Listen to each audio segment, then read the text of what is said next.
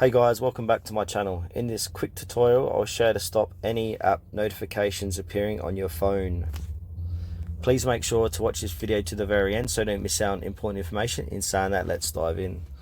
Alright guys, to quickly stop and block notifications on any app, just click onto that app. So for this demonstration, I'm going to use Snapchat, so click and hold, and then click on the little eye information button next to it. And this will take it to another page like this, and as you can see under privacy, it's allowed. So if I click on disable, so turn off those notifications, you won't get those notifications on your phone anymore. And as you can see, that one that was next to Snapchat is gone. So simply go ahead and do that to any apps that you want to remove notifications from.